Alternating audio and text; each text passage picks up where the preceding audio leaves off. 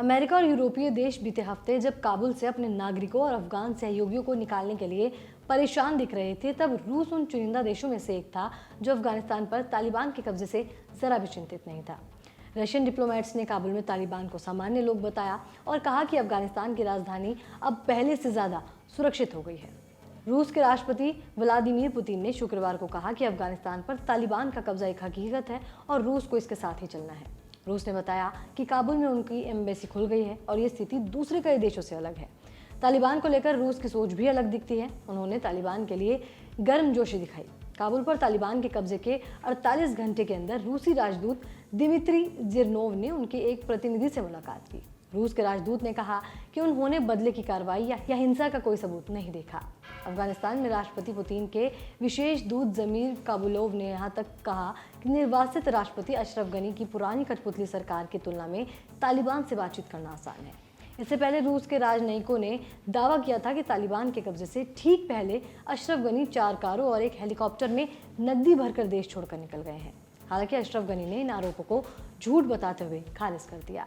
हालांकि रूस तालिबान को अफगानिस्तान के शासक के रूप में मान्यता देने के लिए बेकरार नहीं दिख रहा है, लेकिन रूस के नेताओं के बयानों में तालिबान के लिए नरमी जरूर दिख रही है। दरअसल रूस पिछले कुछ समय से तालिबान के संपर्क में है। तालिबान साल 2003 से रूस के आतंकवादी और प्रतिबंधित संगठनों से जुड़ी सूची में शामिल है, लेकिन साल 2018 से उसके प्रतिनिधि बातचीत के लिए मॉस्को आ रहे थे, जिसके बाद अफगानिस्तान की पूर्व सरकार ने रूसी राष्ट्रपति के दूत पर तालिबान समर्थक होने का आरोप लगाया था।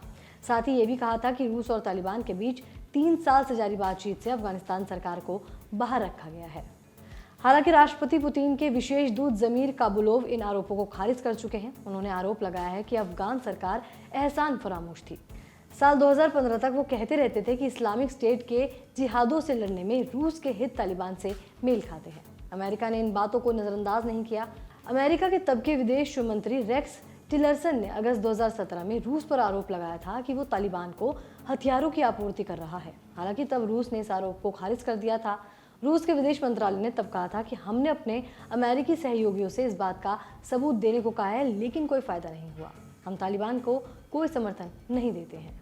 जमीर काबुलोव ने इस साल फरवरी में तालिबान की तारीफ की और अफगान सरकार नाराज हो गई। उन्होंने कहा था कि तालिबान ने अपनी ओर से दोहा समझौते का सही तरीके से पालन किया है, जबकि अफगानिस्तान सरकार ने इसे तोड़ने का काम किया है।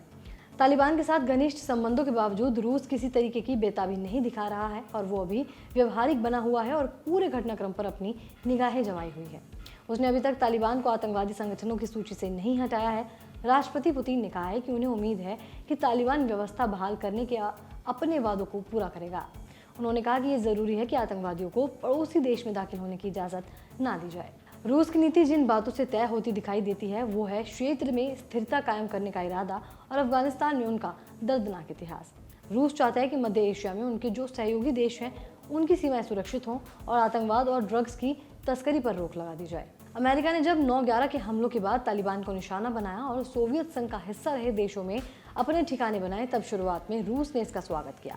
हालांकि जल्द ही रिश्तों में तनाव दिखने लगे।